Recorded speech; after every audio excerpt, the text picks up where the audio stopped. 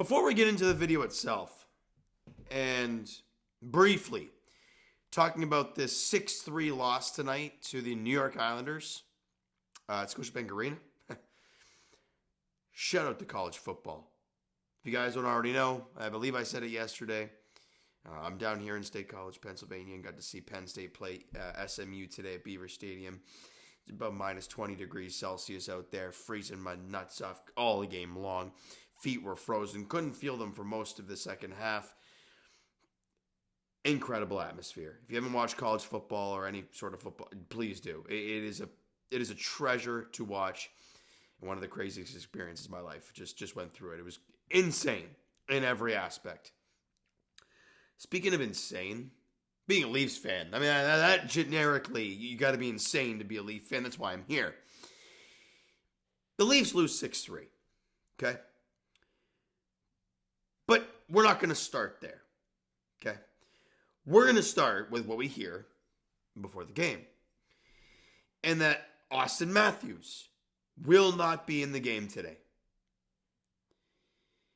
And Craig Berube acknowledged, was it before the game or pre-game skate or whatever it was, that the cross-check last night from Dennis Gilbert, which was in the back, is what re-aggravated an injury. Now, we all kind of guessed that it was either the wrist or the back that was the issue for Austin, where he went over to was it Germany that he went to? And I'm going to speak on behalf of all Leafs fans. If Auston Matthews doesn't play a game the rest of the way of the regular season and you have to go into the playoffs and it means you don't get the one seed and win the division and whatnot, but you have 100% healthy Austin going into the sign me up. Where do I sign? Also, if he plays in the Four Nations face-off, there's going to be hell to pay. Because evidently he hasn't been healthy basically all year. It's been very evident with his play. And the fact that after the cross-check, he finishes the game fine, but then is not going to be playing. I don't think he's going to be playing against the Jets on Monday, and he didn't play tonight. Why are you going to put him out there in a quote-unquote like meaningless tournament? I get it. Playing for your country is great.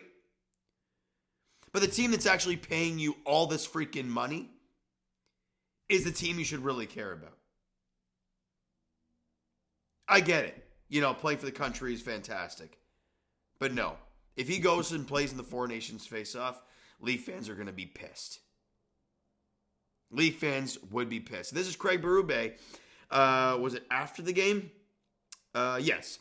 So this was Craig Berube's, shout out Luke Fox for all these tweets. Craig Berube's level of concern for Auston Matthews' health. I'm not a doctor. I can't answer that question. Lovely. I'm hoping here, with the break coming up, he can get some relief, feel better, be ready to go, recharge. So that's all I can really, holy smokes. That's really all I could say about it. What that tells me is that they have no clue. Or they just want us to think they have no clue. I don't know. All I'm saying is I don't want him back until he's healthy. If that's even possible to the end of the year. We don't know the severity of the damn thing. We know he's dealt with a back issue in the past. So, is this worse? Who the hell knows? He went to Germany. Something to do with that. But if he needs to sit out another month, or God forbid 2 months, to be a healthy team, this Leaf team's going to make the playoffs. But we saw last year in that Boston series. This team was not healthy going into that series. Nylander missed the first bit of it. Matthews missed game, 5 and 6? No.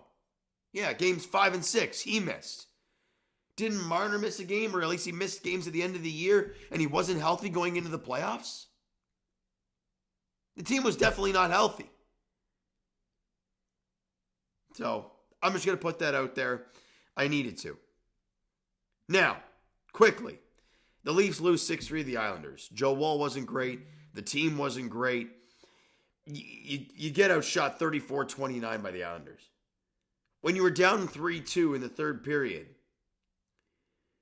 And when they made it 4-2, I had to look at the stats. I'm like, boy, it seems like they're getting caved in.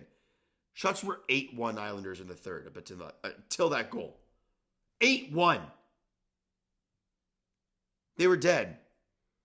You know, I'm not even going to break down all 6 goals, or I guess 5 goals in an empty netter, because they were painful. Nylander scored a nice backhand goal. He also scored one on his rear end, doing a snow angel pretty much. Nice pass from David Camp. I thought he was actually okay today, but second line center, he shouldn't be. But I thought he was good. That's all I got. Bobby McMahon sniped one home. Nice little play from Marner. Great job from Jake McCabe to keep the puck in. That's all I got there. You guys know I'm a Joe Wall guy. I didn't think he was great. 5 goals on 33 shots. You guys know the stats. Not great. 848 save. Bobby McMahon had a goal, and that third line did score. I guess technically it was assisted by Marner, but they were a -3, right? You look at the dashes in this game today. Robertson and Domi -3s. That's the thing about those guys. They may put the puck in the back of the net, but they do give up a lot defensively. You know Domi's not great defensively. You know Robertson's not great defensively, and hell, not physical, really. He tries, but he's not physical at all. Bobby McMahon I really like on that line, but overall, you know, it's not great. Morgan Rielly, a -2. And that is something that needs to be discussed. Rielly hasn't been great. With the -2 today, he's actually at -9 on the season. -9. You know, and I feel like he's been really, really quiet recently. He's got, 2 assists in his last, 6 or 7 games. He hasn't been great. And I can't remember who he was playing with on the other side today, but I'm not liking Rielly's game. I get it. You know, we know he's good in the playoffs, this and that. I understand that whole thing.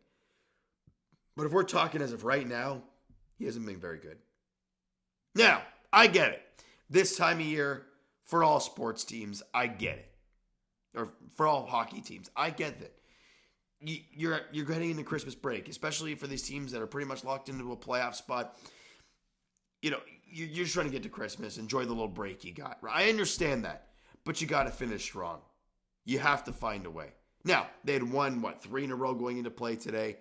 So you lose one, bounce back. And it would be a great way to go into the holiday break with facing off against the team that loves playing the Leafs or loves beating the Leafs, but they also haven't done that in a long time. The Winnipeg Jets come to town at Scotiabank Arena. What the hell? Is that a Monday? A Monday 2 o'clock game. Well, that's terrible. I'll be out working. Lovely. So that's that. Leafs Jets 2 o'clock on Monday, the final game before the Christmas holiday break. Find a way to get a dub. That's all I got to say. Make us feel good on Christmas morning, waking up knowing the Leafs beat the Jets on the 23rd. All right, so you know what, guys? That is going to do it for this one. If you enjoyed the video and not the game today whatsoever, hit that like button. Do appreciate that. Hit the subscribe button. You guys not done so already. Comment down below. Thoughts on the video, thoughts on the game. What you like, what you not like from today's game for the Toronto Maple Leafs. Twitter, Discord, Instagram, TikTok. All that stuff is down below, so follow up there. If you haven't done so already, and I will talk to you guys tomorrow, Raptors edition, as they're back at home, taking on the Houston Rockets at Scotiabank Arena at 6 p.m. And as for the Leafs, the last game before the Christmas holiday break, on Monday, 2 p.m., Leafs, Jets, looking to close out the informal first half strong. Thank you guys so much for listening and watching. I hope you enjoyed the video, and not this game today. Talk to you guys then.